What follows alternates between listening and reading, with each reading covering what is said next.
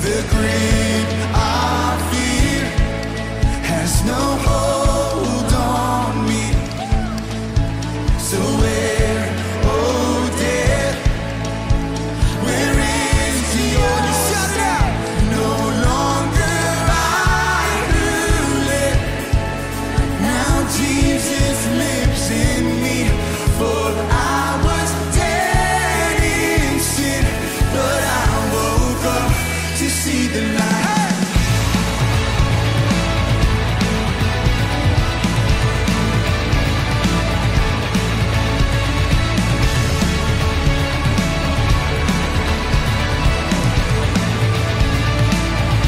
We shout this out. Oh, come on. All of this for your glory. Every believer. Oh, yeah. All of this for your glory. Yes, it is, Lord. And all of this for your glory. Yeah. All of this for your glory. Yeah. See, Lord, all of this for your glory. Hope you're ready. And all of this for your glory. But no longer I who live. Now Jesus, I said, for I was dead in sin, but I woke up to see the light. Got it. 1, 2, 3, dead.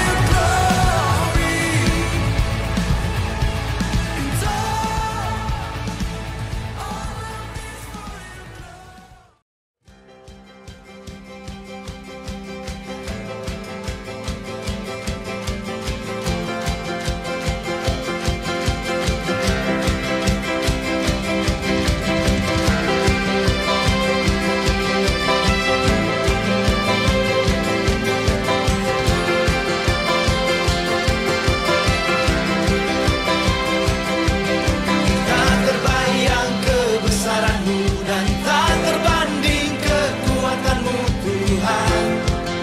Kau megah bagiku segenap jiwa dan pengharapan telah ku serahkan untuk rencana-Mu, Tuhan. Kau Raja atasku, hanya Kau yang layak ditinggikan.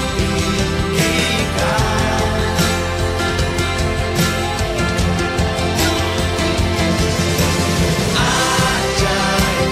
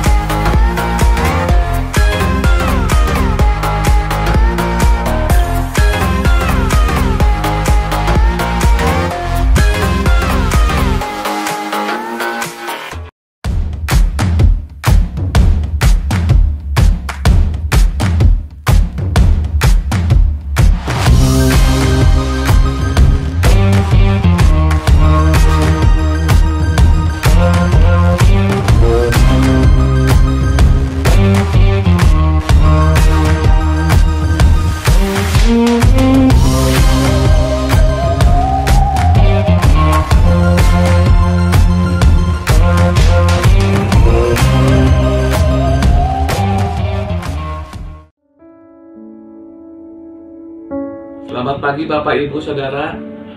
Mari kita akan sama-sama mengadakan doa syafaat sebelum kita mendengarkan firman Tuhan. Jika ada di antara Bapak Ibu Saudara yang memerlukan pokok doa, silakan menghubungi nomor yang ada di layar di bawah ini. Mari Bapak Ibu, kita satukan hati kita untuk berdoa buat seluruh pokok-pokok yang akan kita doakan. Mari kita berdoa. Haleluya Tuhan Yesus, terima kasih Tuhan. Pada pagi hari ini Bapa, kami boleh mengadakan ibadah online Tuhan Yesus. Terima kasih Tuhan untuk setiap kesempatan, setiap minggu kami boleh beribadah Tuhan Yesus. Kami boleh melakukannya itu Bapa, itu karena anugerah Tuhan, karena kuasa Tuhan yang boleh hadir dalam kehidupan kami. Kami bersyukur Tuhan, di tengah masa-masa yang sulit, sukar ini Tuhan, Kau selalu menyertai kami, Kau selalu memberkati kami. Kami bersyukur juga kami boleh memiliki gereja Tuhan, sehingga kami masih ada sampai hari ini juga Tuhan. Kami boleh beribadah, kami boleh melakukan segala kegiatan kami, itu karena anugerah Tuhan yang luar biasa. Pada pagi hari juga Tuhan, kami berdoa buat negara kami Tuhan. Khususnya kami berdoa Tuhan bagi negara kami, Bapak Presiden Jokowi. Kiranya Kau berikan hikmat, akal budi Tuhan bagi Bapak Presiden kami Tuhan. Di tengah-tengah kesulitan ini Bapak, Kau yang menolong Tuhan bersama wakilnya Bapak. Kau yang menolong Bapak dengan hikmat Tuhan, bisa melakukan setiap tugas-tugas mereka dengan aman Tuhan Yesus, dengan pertolongan Tuhan. Berkati seluruh menteri, berkati seluruh jajaran aparat keamanan juga, kiranya Kau yang akan berkati melindungi Bapa. Pada pagi ini juga Tuhan, kami berdoa bersama-sama sepakat Tuhan untuk keadaan pandemi corona yang sampai hari ini belum berakhir Tuhan Yesus. Tuhan tolonglah Bapa, Kau yang angkat Tuhan Yesus sakit penyakit ini Bapa di negara kami Bapa. Dibebaskan, dilepaskan Tuhan. Sehingga sungguh Tuhan, pada pagi ini Bapa kami memohon, kami bersama seluruh jemaat Adil berdoa pada pagi ini Bapa. Kiranya Kau menolong Bapa sehingga pandemi ini Bapa segera berlalu Bapa, sehingga segala kegiatan boleh kembali normal Tuhan Yesus. Kami berdoa juga Tuhan, pada saat ini juga kami berdoa buat gereja kami saat ini Bapa. Kau berkati Bapa gereja kami Tuhan, berkati para penatua, berkati para pengurus, para jemaat juga Tuhan berkati. Khususnya kami berdoa bagi lansia juga Tuhan, berikan mereka kekuatan, berikan mereka kesehatan Tuhan Yesus, sehingga di tengah kesepian mereka, di tengah mereka mencari teman Tuhan yang menghiburkan mereka Tuhan. Kau yang lawat para lansia di gereja kami Bapa. Terima kasih Tuhan Yesus. Kami berdoa juga Tuhan untuk setiap kegiatan gereja kami juga Tuhan, Kau yang memberkati Bapa, sehingga semuanya bisa berjalan dengan lancar Bapa. Khususnya gembala sidang kami Bapa, berkati Bapa, berikan hikmat kekuatan Bapa. Para penatua juga Tuhan, jika mereka sukacita kebahagiaan Tuhan. Para pengurus juga Tuhan berkati. Dan berdoa juga Tuhan, di antara jemaat kami juga ada yang mengalami sakit penyakit Tuhan. Kiranya Kau yang menjamah mereka Tuhan, Kau yang melawat mereka Tuhan. Mungkin mereka ketakutan Tuhan, mungkin mereka kesakitan menghadapi penyakit ini Bapa. Tuhan, Kau yang lawat mereka Tuhan, Kau sembuhkan mereka Tuhan. Biarlah Kau yang menyembuhkan mereka. Biarlah nama Tuhan dipermuliakan ketika mereka mengalami sakit penyakit ini Bapa. Juga berdoa juga Tuhan bagi jemaat juga Tuhan Yesus yang saat ini juga belum mendapatkan pekerjaan oleh karena pandemi ini Bapa. Perdagangan juga menjadi lesu Tuhan, dan tidak ada penghasilan Bapa. Kau juga yang melawat jemaat kami Tuhan, yang menolong Bapa. Cukupkan segala kebutuhan mereka Bapa. Kau Allah yang hidup yang luar biasa Tuhan. Kau Allah yang mencukupkan Tuhan setiap kebutuhan jemaat kami Bapa. Terima kasih Tuhan untuk pagi ini Bapa. Kami bersuka cita Tuhan, kami boleh memiliki Allah yang hidup, Allah yang setiap hadir dalam setiap kehidupan kami Bapa. Terima kasih Tuhan. Dalam nama Tuhan Yesus kami berdoa. Amin.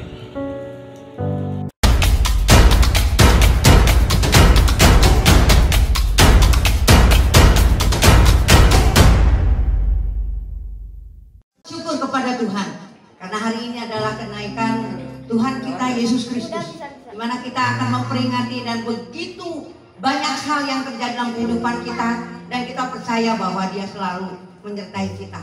Mari kita akan persiapkan hati, pikiran kita untuk kita datang kepada Tuhan. Kita akan menyembah Tuhan dan kita akan berbakti bersama-sama. Shalom juga untuk jemaat yang masih di rumah, yang setia. Kita percaya kehadiran Tuhan. Hadiran Tuhan ini akan datang kepada kita dan memberkati kita. Mari kita menyanyikan satu pujian. Jiwaku merindukanmu, Kau Allah yang hidup.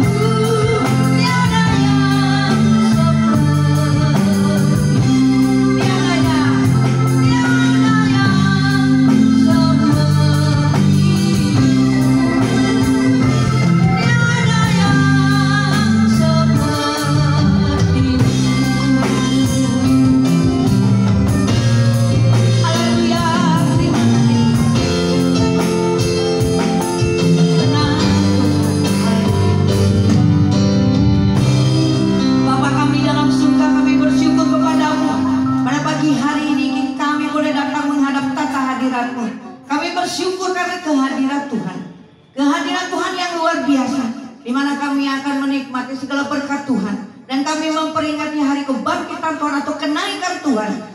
Hari ini Tuhan, kami sungguh bersyukur. Dan biarlah Tuhan semua boleh mendapat berkat daripada Tuhan. Kuasa kebangkitan-Mu Tuhan yang akan mengurapi kami semua. Dan kami boleh menjalani hidup ini bersama dengan Tuhan. Dengan kemenangan yang dari Tuhan. Di dalam nama Tuhan Yesus kami akan memulai ibadah pada pagi hari ini. Haleluya. Amin.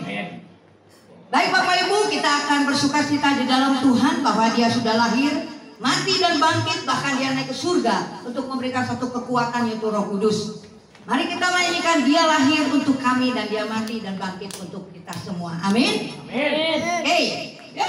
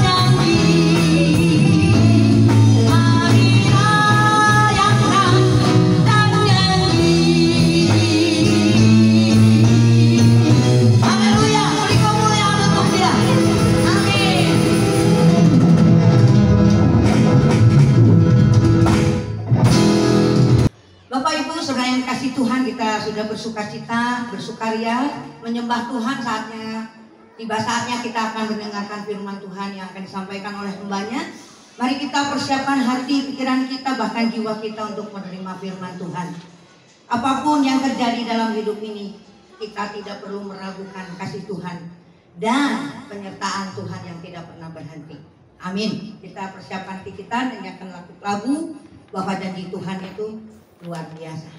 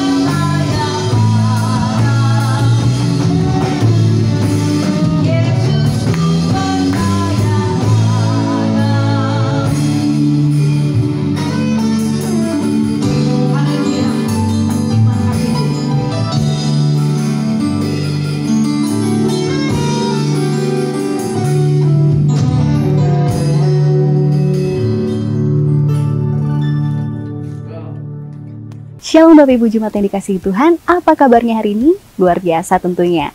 Oke, tanpa terasa kita sudah melewati 1 tahun lebih mengikuti ibadah online ini ya. Siapa nih yang sudah kangen? Oke, daripada makin kangen, langsung aja kita ikutin kegiatan GJKI Andir selama seminggu ke depan. Bersama saya Sisil, mari kita masuk ke dalam GJKI Andir Kius. Oke, tanpa berpanjang lebar, ini dia kegiatan kita selama 1 pekan ke depan. Pertama, ada ibadah doa yang dilakukan setiap hari Selasa via aplikasi Zoom setiap jam 7 malam. Kemudian di hari Rabu, ada pemahaman Alkitab jam 7 malam via aplikasi Zoom juga. Kemudian, Youth Online Service yang diadakan setiap hari Sabtu jam 7 malam via aplikasi Zoom. Buat anak sekolah minggu jangan lupa, setiap hari Minggu ada Superbook jam 6.45 pagi. Dan yang terakhir, jangan lupa ada ibadah online service setiap hari Minggu jam 9 pagi di YouTube channel GJKI Andir. Terima kasih bagi Bapak Ibu Jemaat yang sudah terbeban untuk memberi kepada teman-teman kita yang terkena dampak dari COVID-19. Bagi Bapak Ibu Jemaat yang masih terbeban untuk memberi, silakan menghubungi nomor yang tertera di layar. Thank you for your kindness. Bapak Ibu Jemaat juga bisa memberikan persembahan dan juga persepuluhan lewat nomor rekening yang tertera di layar atau bisa juga langsung scan QR code. Bagi Bapak Ibu Jemaat juga yang terbeban untuk membantu dana pembangunan gereja, bisa juga transfer lewat nomor rekening yang tertera di layar.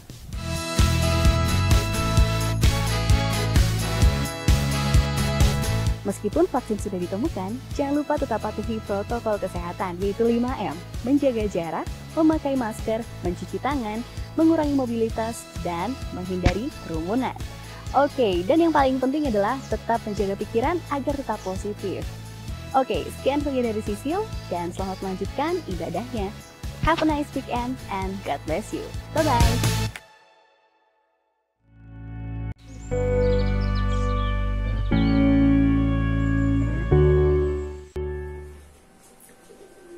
Shalom, selamat pagi Bapak Ibu yang dikasihi Tuhan dan pemirsa dimanapun Anda berada. Secara khusus, selamat bertemu kembali kepada jemaat GJKI Andir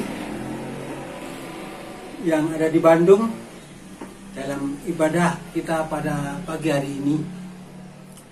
Dalam ibadah hari ini, kita memperingati kenaikan Tuhan Yesus ke surga. Sebagai tema kita pada pagi hari ini, sehubungan dengan peringatan kenaikan Tuhan Yesus ke surga, yaitu mandat bagi orang percaya. Sebagai dasar dalam renungan kita pada hari ini, saya ambil dari Kisah Para Rasul pasal yang ke-6 sampai ayat yang pasal 1 ayat 6 sampai ayat yang ke-14. Saya akan membacakan dan jemaat sekalian bisa mengikuti bersama-sama dalam bacaan kita hari ini. Maka bertanyalah mereka yang berkumpul di situ, "Tuhan, maukah engkau pada masa ini memulihkan kerajaan bagi Israel?" Jawabnya, "Engkau tidak perlu mengetahui masa dan waktu yang ditetapkan Bapa sendiri menurut kuasanya. Tetapi kamu akan menerima kuasa kalau Roh Kudus turun ke atas kamu. Dan kamu akan menjadi saksiku di Yerusalem dan di seluruh Yudea dan Samaria, dan di ujung bumi." Ayat yang ke-9, sesudah ia mengatakan demikian, terangkatlah ia disaksikan oleh mereka, dan awan menutupnya dari pandangan mereka. Ketika mereka sedang menatap ke langit waktu ia naik itu, tiba-tiba berdirilah dua orang yang berpakaian putih dekat mereka dan berkata kepada mereka, "Hai orang-orang Galilea, mengapakah kamu berdiri melihat ke langit? Yesus ini yang terangkat ke surga meninggalkan kamu akan datang kembali dengan cara yang sama seperti kamu melihat dia naik ke surga." Ayat 12, maka kembalilah rasul-rasul itu ke Yerusalem dari bukit yang disebut Bukit Zaitun, yang hanya seperjalanan Sabat jauhnya dari Yerusalem. Setelah mereka tiba di kota, naiklah mereka ke ruang atas, tempat mereka menumpang. Mereka itu ialah Petrus dan Yohanes, Yakobus dan Andreas, Filipus dan Thomas, Bartolomeus dan Matius, Yakobus bin Alfeus dan Simon orang Selot, dan Yudas bin Yakobus. Mereka semua bertekun dengan sehati dalam doa bersama-sama dengan beberapa perempuan serta Maria, ibu Yesus, dan dengan saudara-saudara Yesus. Demikian jemaat yang dikasihi oleh Tuhan, bacaan kita pada hari ini. Dalam perikop ini yang baru saja kita simak bersama-sama, yaitu merupakan suatu peristiwa perpisahan antara Yesus dengan murid-muridnya pada waktu itu. Perpisahan pertama ketika Tuhan Yesus disalib dan mati. Tapi itu berlangsung hanya dalam waktu 3 hari. Karena setelah kebangkitannya pada hari yang ketiga, Tuhan Yesus berulang kali menemui murid-muridnya. Sehingga pada waktu itu murid-murid masih bersama-sama dengan Yesus. Dan kali ini, perpisahan yang kedua ini, yaitu Tuhan Yesus akan pergi dalam jangka waktu jauh lebih panjang, yaitu sampai akhir zaman.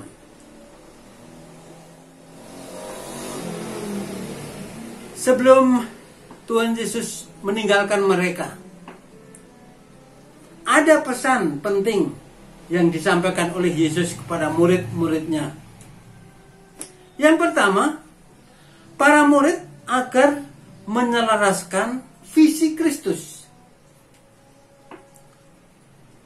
Dalam ayat yang ke-6 ada suatu pertanyaan bagi mereka, sekaligus pemikiran mereka. Maka bertanyalah mereka yang berkumpul di situ, Tuhan, maukah engkau pada masa ini memulihkan kerajaan bagi Israel? Pertanyaan murid-murid ini memperlihatkan idealisme diri dan tidak sevisi dengan Tuhan Yesus. Meskipun mereka sudah ikut Yesus sekitar 3,5 tahun pada waktu itu, tapi mereka belum paham juga apa yang dimaksudkan oleh Yesus terhadap mereka. Maka Yesus menjawab dalam pandangan pertanyaan mereka itu, engkau tidak perlu mengetahui masa dan waktu yang ditetapkan Bapa sendiri menurut kuasanya. Ayat yang ke-7. Nah, di sini Yesus meluruskan pola pikir mereka. Katanya, tetapi kamu akan menerima kuasa kalau Roh Kudus turun ke atas kamu, dan kamu akan menjadi saksiku di Yerusalem dan di seluruh Yudea dan Samaria dan sampai ke ujung bumi. Jemaat yang dikasihi oleh Tuhan, menghadapi pola pikir yang sudah mendarah daging bagi mereka, khususnya murid-murid pada waktu itu, Yesus menuntut sebuah perubahan, yaitu bahwa keselamatan bukan lagi untuk satu bangsa, melainkan untuk semua bangsa di seluruh muka bumi ini.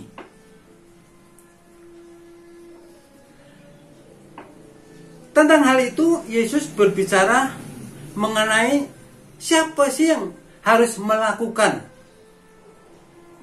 sebagai pemberita firman untuk keselamatan dunia ini. Karena para murid berpikir bahwa pelaku atau pemberita tentang keselamatan di bumi ini adalah tugas Yesus.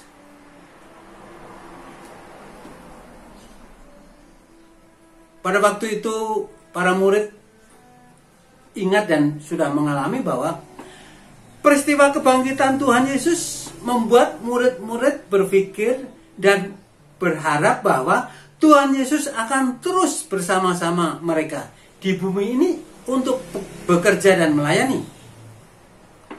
Tapi sebaliknya, apa yang diinginkan, apa yang direncanakan, dan apa yang mereka minta oleh Tuhan Yesus itu sendiri, itu berlawanan dengan kehendak Yesus. Justru para murid yang harus menjadi pelaku firman. Para murid dan orang percaya yang harus menjadi pemberita keselamatan di dunia ini setelah Yesus naik ke surga. Mengapa demikian?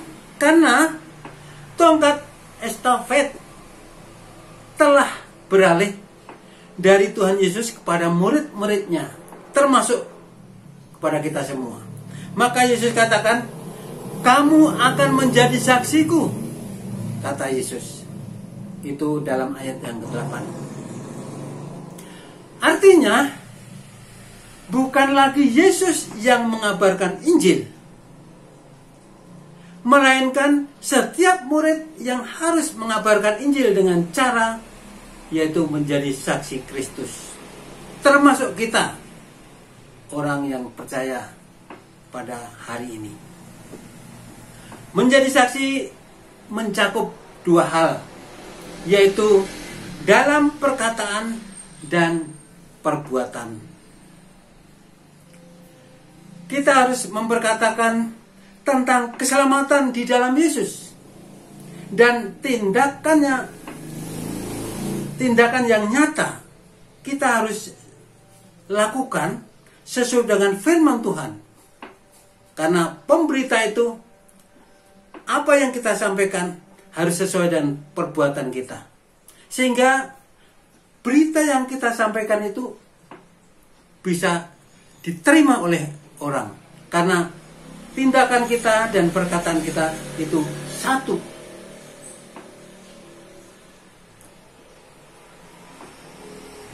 Para murid pada waktu itu berpikir bahwa yang dimaksudkan memulihkan kerajaan itu, yaitu kerajaan di dunia ini. Tetapi fokus Yesus adalah kerajaan kekal. Yang dimaksudkan oleh Yesus kepada murid-muridnya, yaitu kerajaan kekal. Para murid berfokus pada kerajaan yang sementara di bumi ini, yaitu kerajaan di dunia ini. Maka mereka bertanya kepada Yesus, ya. Karena itu mereka bertanya, Tuhan, maukah engkau pada masa ini memulihkan kerajaan bagi Israel? Jemaat yang dikasihi oleh Tuhan, dari sini jelas terlihat bahwa murid-murid masih terobsesi pada pemilihan ataupun pada pemulihan kerajaan di dunia yang fana ini. Mereka begitu terkurung oleh persoalan hidup yang sedang mereka hadapi, sehingga mereka mendambakan pemulihan kerajaan bagi umat Israel. Padahal yang menjadi pokok pengajaran Kristus adalah kehadiran kerajaan Tuhan, yaitu kerajaan yang kekal. Dalam Kisah Para Rasul pasal 1 ayat yang ketiga. Nah, terhadap pola pikir seperti inilah Tuhan Yesus menjawab, engkau tidak perlu mengetahui masa dan waktu yang ditetapkan Bapa sendiri menurut kuasanya. Tetapi kamu akan menerima kuasa kalau Roh Kudus turun ke atas kamu, dan kamu akan menjadi saksiku di Yerusalem dan di seluruh Yudea dan Samaria dan sampai ke ujung bumi. Dengan kata lain, bahwa Tuhan Yesus hendak berkata demikian, berfokuslah pada ketetapan Bapa. Jangan hanya memikirkan situasi dan kondisi kalian semua. Itu kalau bisa dibahasakan bahasa sehari-hari. Jemaat yang dikasihi oleh Tuhan, berita harus disampaikan secara global, yaitu kepada dunia. Ya. Bukan seperti pola pikir yang ada pada murid-murid waktu itu. Pola pikir para murid bahwa jangkauan pelayanan adalah terbatas kepada suku bangsa mereka saja, yaitu bangsa Israel. Sedangkan visi Kristus bahwa pelayanan mencakup dan menjangkau seluruh umat manusia di bumi, yaitu tentu lingkup dunia. Murid-murid sangat antusias bahwa kerajaan Israel dipulihkan. Mengapa demikian? Karena mereka masih berpikir bahwa inilah satu-satunya bangsa yang mereka cintai. Jika kerajaan itu dipulihkan dan Kristus menjadi rajanya, maka mereka berpendapat, mereka berkeinginan, tentu mereka ingin diangkat. Siapa tahu bisa diangkat menjadi menteri-menterinya, atau paling tidak mereka menjadi orang-orang penting di sekeliling Yesus. Itu harapan mereka, harapan para murid. Tetapi Yesus tidak demikian. Maka visi Yesus beda dengan visi para murid pada waktu itu. Berikutnya, bahwa Yesus menghendaki agar mereka percaya pada janjinya, yaitu tentang kedatangannya yang kedua kali. Maka lewat perantaraan malaikat, janji Tuhan diingatkan lagi. Ia akan datang kembali. Para murid terkesima dengan peristiwa Tuhan Yesus yang terangkat ke surga. Mereka terus menatap ke langit. Walaupun Tuhan Yesus telah lenyap dari pandangan mereka, mereka terus melihat ke atas. Mereka terus menatap ke atas, sehingga mereka melupakan tugas yang diperintahkan oleh Tuhan Yesus untuk kembali ke Yerusalem, yaitu untuk menjadi saksi, untuk menjadi pemberita keselamatan kepada dunia ini. Jemaat yang dikasihi oleh Tuhan, dengan memperingati hari kenaikan Tuhan Yesus ke surga pada pagi hari ini, kita sebagai orang-orang percaya diingatkan kembali akan tugas dan tanggung jawab kita, yaitu menjalankan mandat dari Tuhan Yesus, yaitu bahwa kita menjadi saksi, memberitakan Injil keselamatan kepada dunia ini. Sekali lagi dalam Kisah Para Rasul pasal 1 ayat 8. Tetapi kamu akan menerima kuasa kalau Roh Kudus turun ke atas kamu, dan kamu akan menjadi saksiku di Yerusalem dan di seluruh Yudea dan Samaria dan sampai ke ujung bumi. Orang percaya adalah saksi Kristus di tengah-tengah dunia ini. Menjadi saksi berarti kita harus mengenal dengan benar siapa yang hendak kita saksikan, agar kesaksian kita itu tidak salah dan kesaksian itu tepat. Kalau kita menyaksikan Yesus kepada dunia ini, maka secara pribadi kita harus yakin, harus tahu persis siapa Yesus itu bagi diri kita sendiri. Dan kita sendiri harus mengenal Yesus secara pribadi, dan kita sudah diselamatkan oleh Tuhan di dalam Yesus Kristus. Banyak orang Kristen beranggapan bahwa perbuatan baik, bangunan gereja yang indah, sejarah tentang salib dan lain sebagainya adalah sebuah kesaksian orang Kristen kepada dunia ini. Memang satu sisi itu benar dan tidak salah. Tapi dalam ayat di atas bahwa kesaksian yang Tuhan maksud bukan sekedar menampakkan kekristenan kita, bahwa kita orang Kristen, tetapi kita harus membuka mulut dan berbicara tentang Yesus yang disertai dengan tindakan nyata, yaitu kesaksian hidup yang benar sesuai dengan firman Tuhan. Mungkin jemaat sekalian ada yang bertanya, kepada siapa dan di mana kita bersaksi? Dalam bacaan tadi sudah jelas disebutkan ada beberapa tempat yang menjadi contoh pada waktu itu yang disampaikan oleh Yesus kepada murid-muridnya. Yang pertama yaitu Yerusalem. Jemaat, Yerusalem ini berbicara lingkungan yang paling dekat dengan kita, yaitu kalau sekarang boleh dikatakan keluarga kita, barangkali seperti itu. Sebelum kita bersaksi keluar, maka terlebih dahulu kita harus bersaksi kepada keluarga kita, yaitu ayah, ibu, kakak barangkali, dan adik-adik di sekitar kita. Dan disitulah kita harus menjadi saksi yang baik, yang benar, bahwa kita adalah sebagai orang percaya. Dan kita bisa memberitakan kabar keselamatan bagi mereka, untuk mereka yang belum percaya.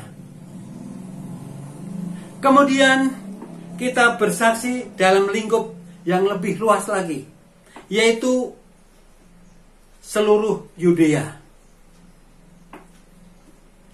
Ini berarti kita harus bersaksi dalam ruang lingkup yang lebih luas, yaitu bukan hanya di lingkungan keluarga kita saja, tetapi kita mulai menjangkau sanak saudara dan famili kita yang lebih jauh lagi. Jadi setelah keluarga kita diselamatkan bagi Tuhan, maka sekarang kita harus menjangkau sanak saudara kita yang lain, yang lebih jauh lagi. Mungkin kakek, mungkin nenek kita, atau mungkin paman kita, atau orang lain yang belum mengenal Yesus, yang belum di dalam Tuhan. Itulah yang menjadi tanggung jawab kita sebagai orang percaya. Berikutnya di sana dikatakan mengenai Samaria.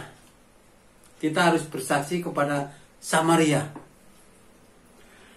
Pada saat itu Samaria bukan hanya didiami oleh orang Israel saja, tetapi sudah didiami oleh orang-orang kafir. Oleh sebab itu Samaria mempunyai arti bahwa kesaksian kita juga harus menjangkau orang-orang yang belum mengenal Kristus, orang-orang yang masih di luar Tuhan. Mungkin orang-orang itu adalah tetangga kita, teman kerja kantor kita, mungkin teman sekolah, atau teman kuliah, atau relasi, dan lain sebagainya. Kepada mereka lah kita harus bersaksi. Sampai ke ujung bumi, ruang lingkup kesaksian kita adalah sampai ke ujung bumi, dikatakan di sana. Ini bukan berarti bahwa kita harus pergi sampai ke ujung dunia untuk menyaksikan Injil. Bila bisa itu baik dan tidak salah. Namun sampai ke ujung bumi mempunyai arti bahwa di mana saja dan kapan saja kita harus bersaksi tentang Yesus Kristus, bahwa Dia adalah Tuhan, Juru Selamat kita dan Juru Selamat mereka juga. Kita harus tahu bahwa pemberitaan Injil itu adalah perintah Tuhan. Tugas memberitakan Injil diberikan oleh Yesus sebagai sebuah keharusan. Hal itu juga pernah ditegaskan oleh Rasul Paulus. Maka dia katakan dalam satu ayat, celakalah aku jika aku tidak memberitakan Injil. Begitu tanggung jawabnya terhadap Tuhan dan juga terhadap orang-orang ataupun manusia yang ada di dunia ini, bahwa dia harus menyampaikan berita ini. Oleh sebab itu, jemaat yang dikasihi oleh Tuhan, mari bangkit dan janganlah kita bermalas-malasan untuk menyampaikan berita keselamatan, untuk memberitakan kabar selamat daripada Tuhan Yesus kepada mereka semua. Karena mereka pun perlu dan butuh sekali itu, tanpa disadari oleh mereka itu sendiri. Memang dalam pemberitaan Injil itu tidak mudah, perlu perjuangan, perlu semangat yang tinggi, dan perlu motivasi yang benar, sebagaimana yang telah Tuhan anjurkan kepada kita.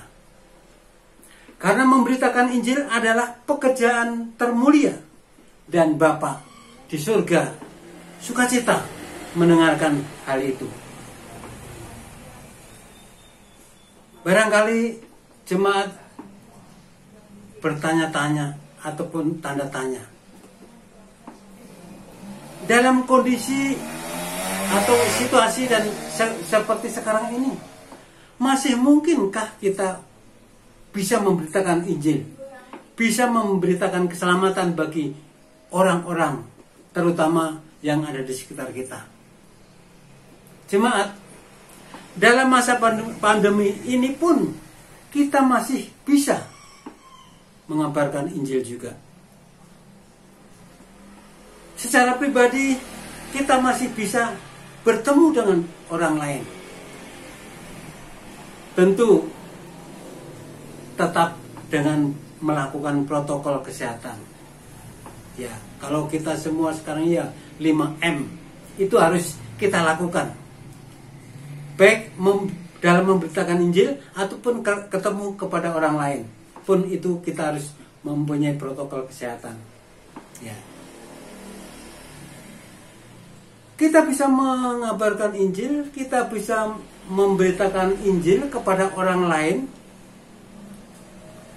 kepada teman, kepada orang yang jauh dari kita, tentu kepada orang yang sudah kenal kepada kita, sehingga kita dengan mudah kita bisa berkomunikasi dengan mereka, yaitu lewat WhatsApp, lewat WA, lewat online, lewat streaming dan lain sebagainya. Itu pun bisa kita lakukan, dan itu sebenarnya tidak menghalangi kita untuk kita tetap bisa memberitakan kabar keselamatan bagi orang-orang di sekitar kita. Dalam kelompok pun masih bisa kita lakukan dalam pemberitaan Injil, lewat pengajaran kita, lewat khotbah kita yang bisa kita sampaikan, lewat program Zoom, streaming, atau pokoknya online, yang itu pun bisa kita lakukan. Dan itu bisa Injil dapat diberitakan kepada mereka semua. Jemaat yang dikasihi oleh Tuhan, mari beritakan Injil Kristus kepada dunia ini.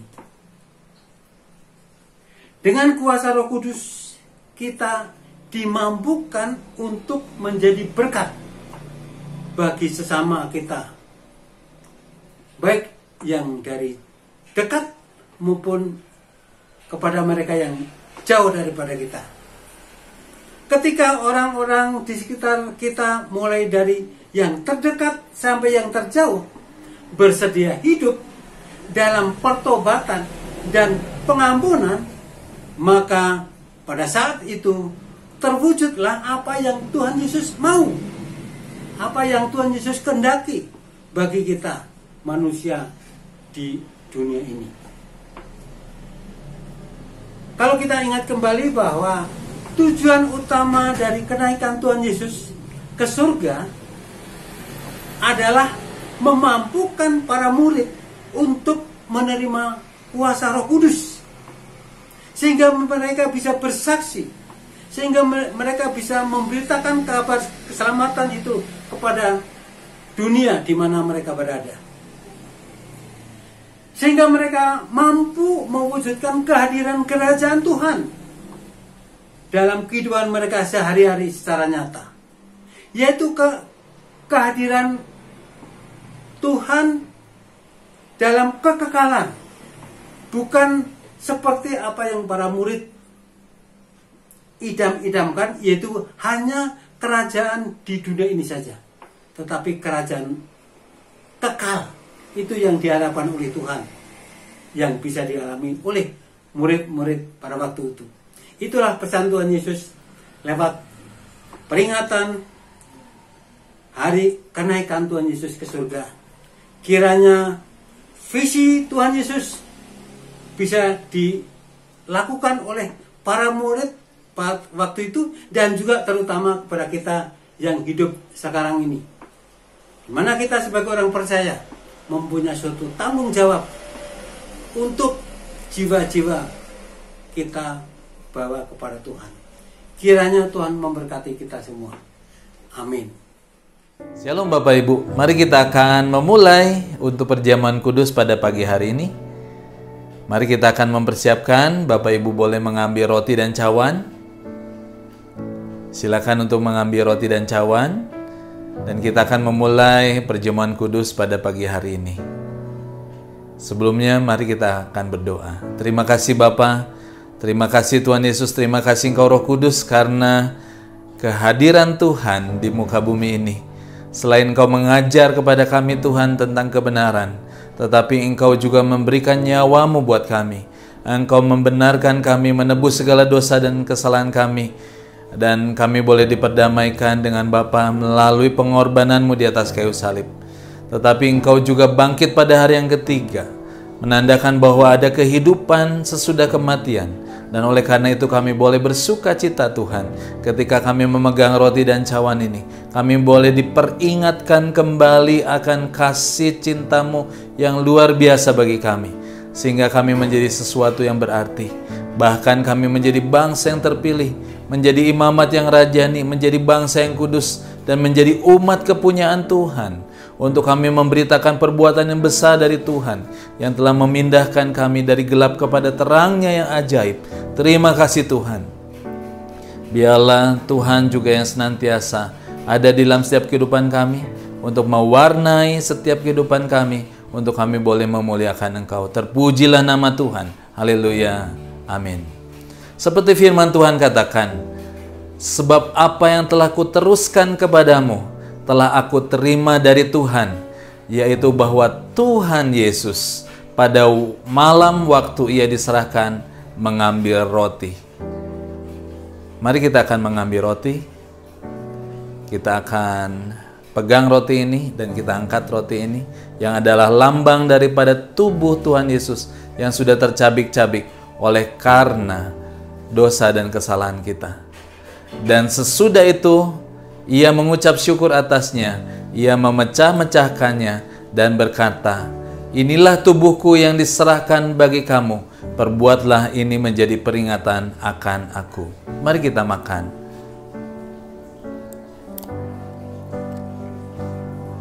Mari kita angkat cawan ini, yang adalah lambang daripada darah Tuhan Yesus yang sudah tercurah di atas bumi ini. Dikatakan di dalam firman Tuhan, demikian juga Ia mengambil cawan sesudah makan, lalu berkata, cawan ini adalah perjanjian baru yang dimeteraikan oleh darahku. Perbuatlah ini setiap kali kamu meminumnya menjadi peringatan akan aku. Mari kita minum.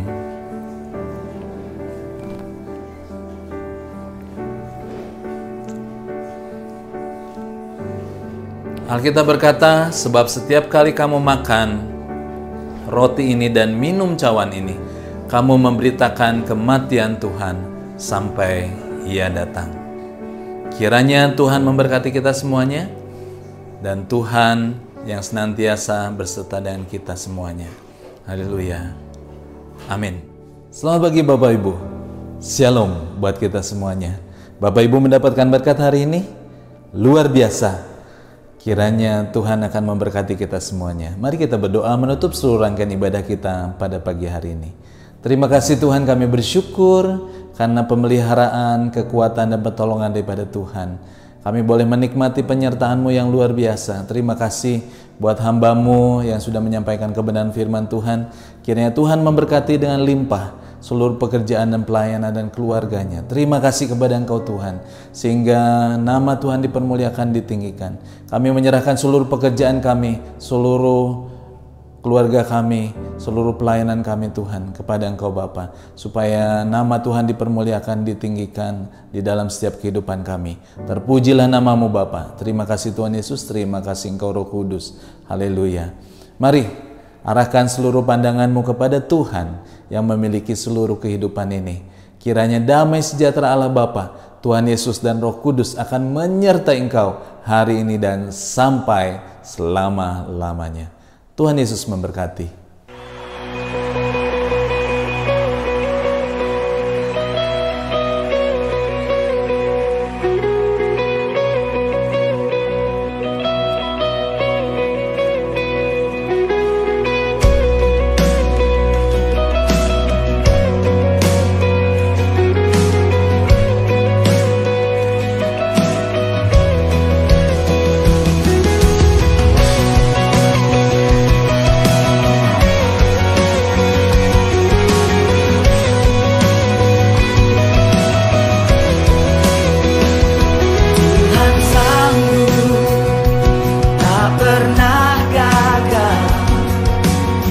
Tuhan perkasa, jauh melebihi segala yang ku pinta. Dia telah kerjakan dan bangkit mengalahkan maut. Kau hidup Tuhan, kau sanggup dalam